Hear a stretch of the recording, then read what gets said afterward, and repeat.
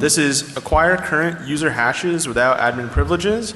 So please join me in giving Anton Sapozhnikov a very warm welcome.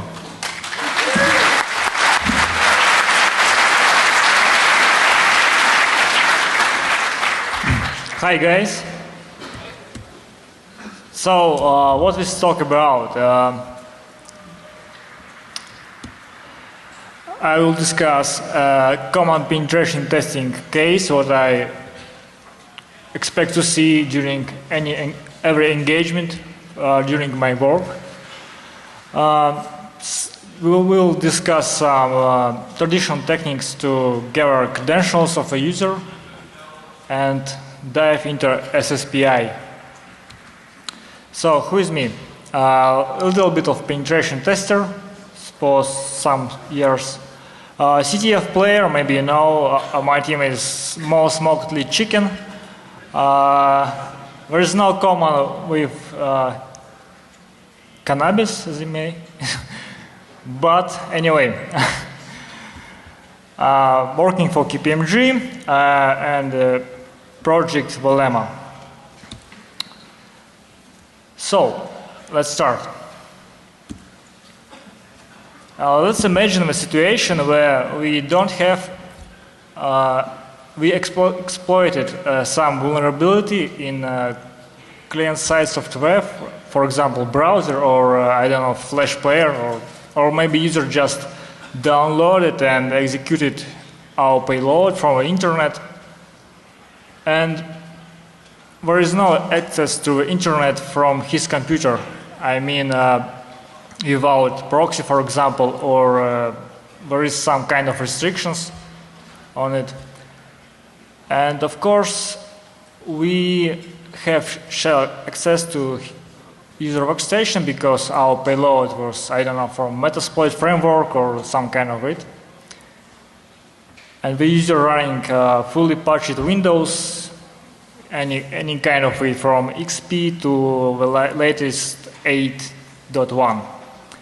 And of course, we don't have any privileges on that workstation. I mean, the user running under credentials of a user.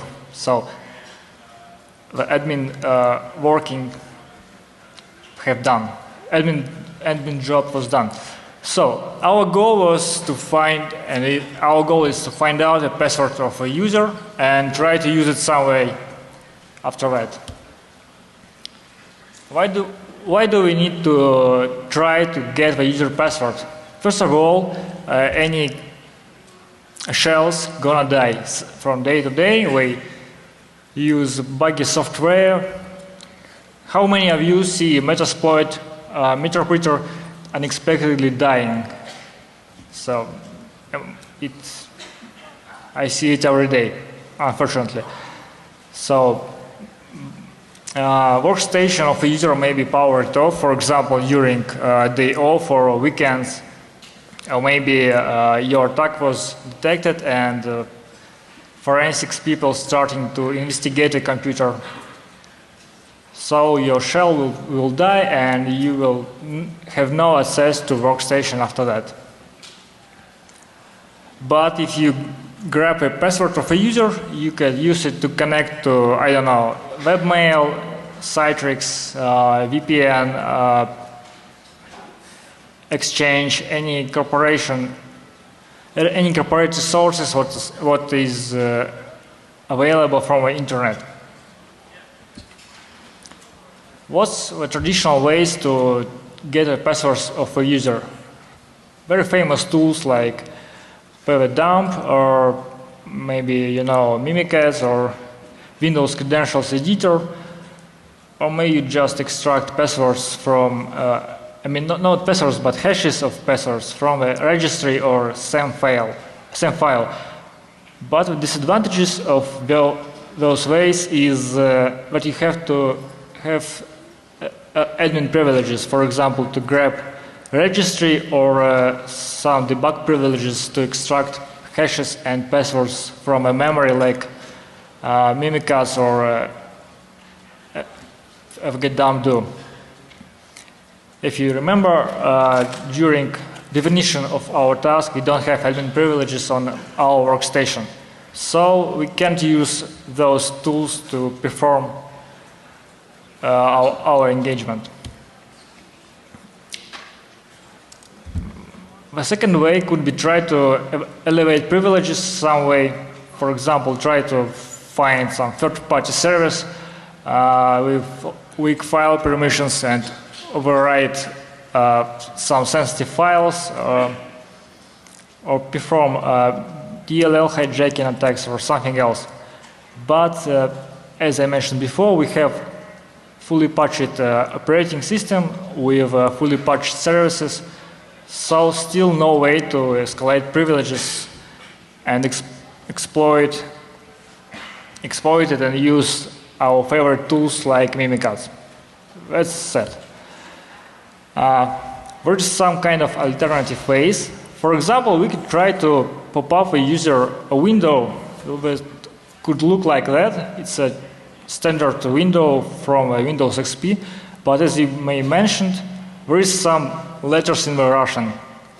But just imagine what if you're exploiting the computers that are staying somewhere in Russia or China, you couldn't pop up a window with the correct words in with the correct letters, so a native speaker will mention it with those letters and will not trick, and he will not enter his password in that window, so you'll fail. Anyway, even if a user will believe to your window, he may, for example, enter some different words what are not actually usernames or passwords. During my experience, during my engagements, I see a lot of users were trying to put, for example, some words like, I don't know, get off or something like that. If they actually realize what is some kind of social engineering attack, the user could try to have some fun with you. I don't know.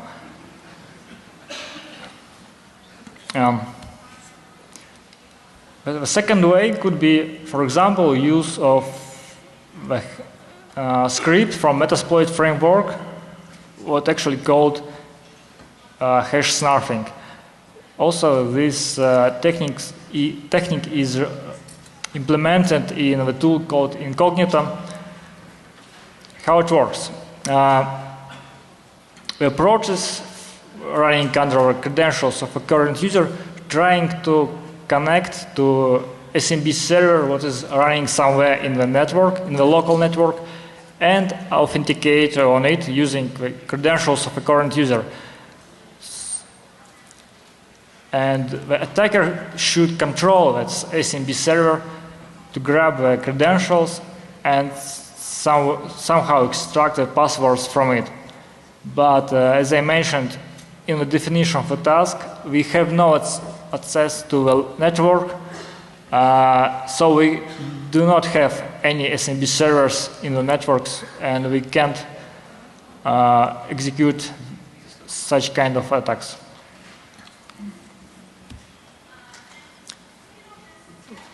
The third way is try to use Internet Explorer. The default browser could use credentials from a current user to authenticate you, and you also could grab the hashes, but there is some disadvantages. For example, the hostname what you should browse with Internet Explorer should be located in the trusted zone of that domain, and that means that it should be located in a local network where the user is currently located. That's option number one. Or option number two is that you could change the proxy server of the browser, and for example, the proxy server will be actually your server, and the whole traffic from the browser will go through that proxy, and you could capture the hashes. But it's quite difficult to perform, because actually you could block the whole internet access whole internet for the user. And as you know, if the internet doesn't working for the user, he will call help desk, and your shell, your meterpreter or something, I don't know, core impact or another tool will be killed, and you'll be your incident will be investigated. Anyway, if you want to follow the way of using Internet Explorer, all of you know that if you are executing internet browser, it will use a lot of resources, and it will be very, very slowly, and the user will notice it. So I think that alternative ways are not for us, at least. So what is the security support provider interface? It's some kind of a layer what allows different applications, starting from browsers, any kind of applications, to talk to security providers what are implemented by operating systems. So what is it? There is several packages. The simplest of them is Microsoft Negotiate.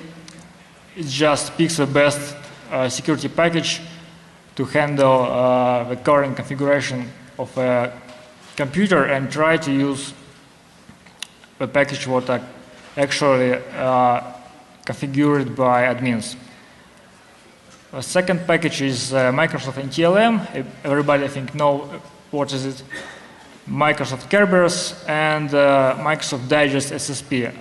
Digest SSP currently not widely used, but in the past it was used to authenticate users on the mail systems like POP3 protocol, or for example HTTP digest authentication. And the secure channel package, it's just the implementation of SSL or TLS by Microsoft.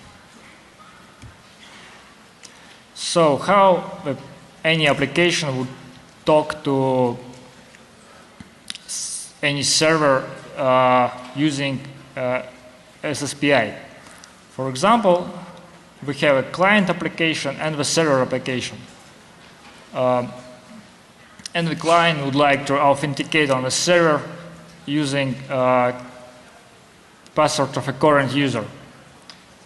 It will exchange on initiation some kind of messages, and anyway, client should generate the message called NTLM negotiate and send it to the server. The main advantage of a SSPI interface is that client application shouldn't know anything about what NTLM negotiate is. Just tell SSPI, please generate me that type of message, and then client just get it from a buffer and send it to the server without any modification. On the server side, happens the same. Server will talk to SSPI interface and with the following: hey SSPI, here is the message from a client. Copy it from buffer from that buffer and generate for me please NTLM challenge, and I will send it to the client. After that, client will receive NTLM challenge message, also will send it to a SSPI interface, and SSPI will prepare for the client the message what should be sent to the server. So SSPI allows us to abstract from what is the current of implementation of different mechanisms currently running on your operating systems, how it runs, what options are where configured, where is the main controller, or then I don't know what's the current, where is located, how many of them. Just ask SSPI to perform authentication, and that's all. So there is three types of messages, as I told before. Message type 1, it just contains features what are supported by the client. Message type 2 just contains features what are supported by the server, and it contains a challenge generated by the server. The challenge should be used to generate the message type 3, and the hashes what are contained in the message type 3 are calculated using the challenge from a message type 2. So let's optimize approaches. To attack that the SSPI, we should, for example, implement the server and the client application in one process. What does it mean? We will send the message type 1, message type 2, and message type 3 from client to server in one application. That means that application actually know what is the challenge, what is sent to the server, and what was captured by the client. So there is no any traffic on the network, and the attacking application could grab all that information what was passed and use it somehow to calculate and extract later some hashes. So how it looks like? Message type 1 just it's different bytes, and using that we could extract the nonce, the challenge, the hashes were calculated by the challenge, and if you grab all the things, you could just format it for different crackers, for example, John the Ripper, and it will crack it for you. And after a little bit of brute forcing, you will get a password of a user. I did a little bit of benchmarking. As you can see, if you are using different types of protocols for authentication, for example, HTTP digest, you can brute force as fast as 1 million hashes per second. If you are currently using NTLM version 1, it's about 2 million hashes, and NTLM version 2, it's about 500 hashes per second. What does it mean for us? It means that if NTLM version 1 is disabled on the computer, we could try to use HTTP digest to authenticate the user. That will allow us to brute force later on a double speed.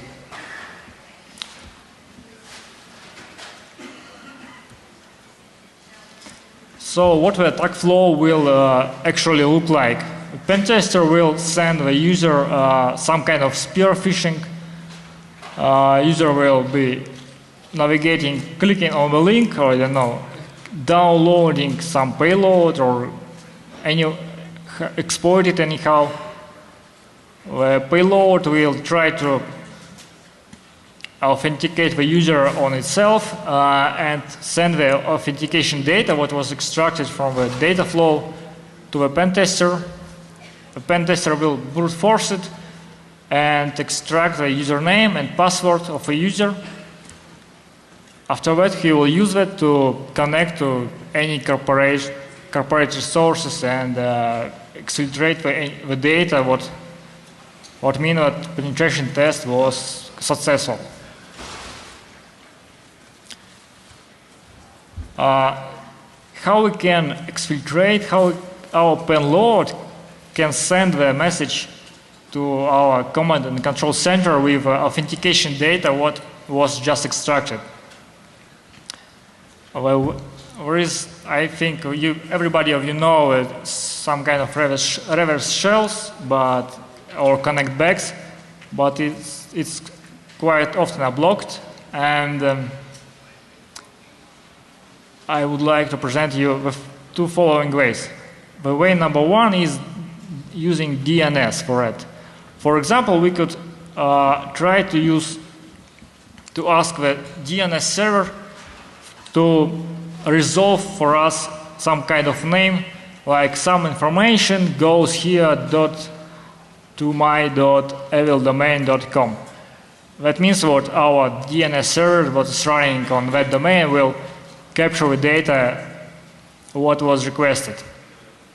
But every time your payload will try to resolve a domain, Windows Security Alert, for example, or any other personal firewall will alert that, and user may block your payload. There is some workarounds for it. For example, for a workaround, what I suggest you is using file system.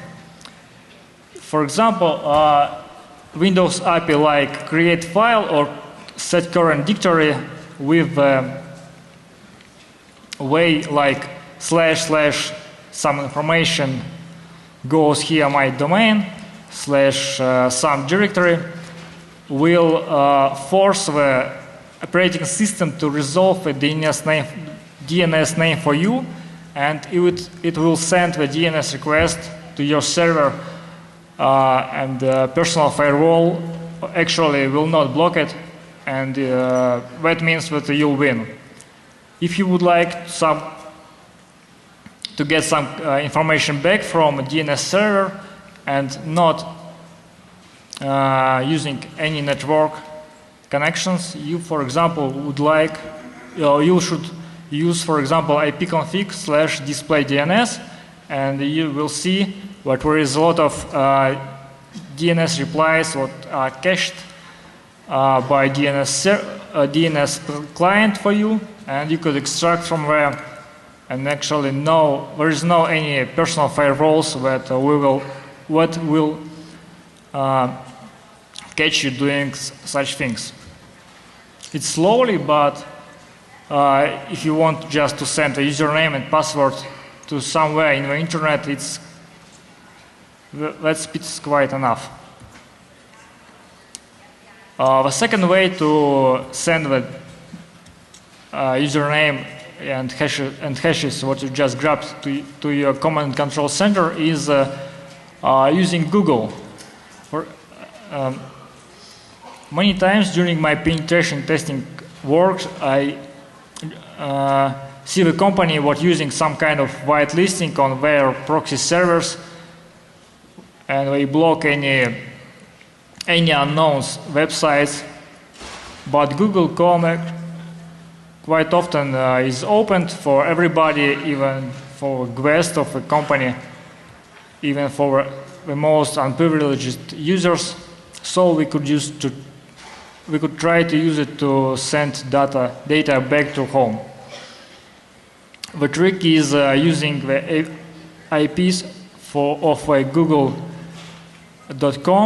and try to ask google.com to send the data to the application engine of Google.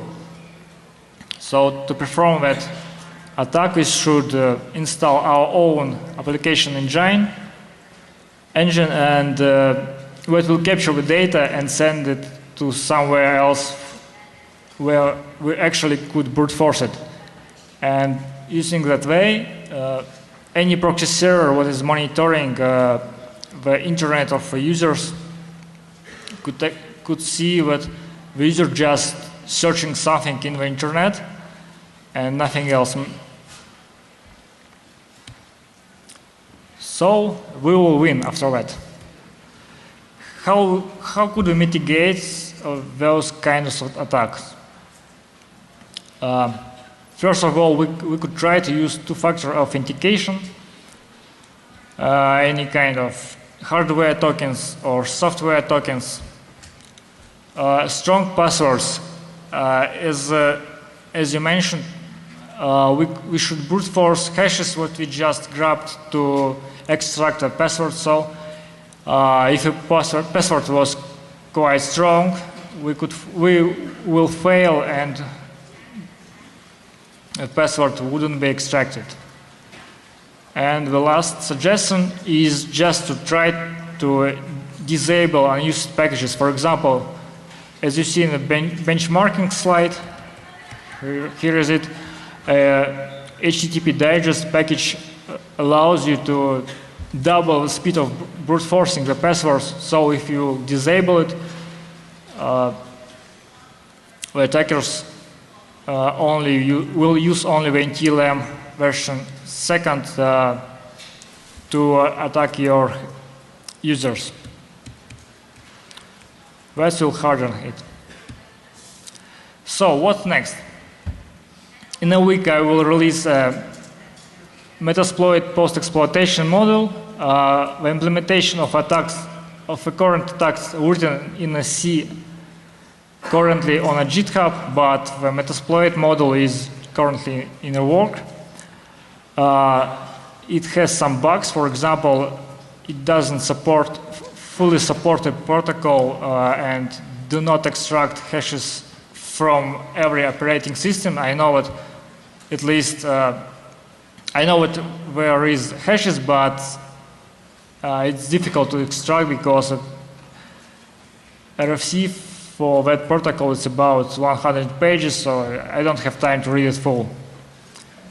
And I don't know, something else to improve. So that's all. I'm ready to maybe answer your questions.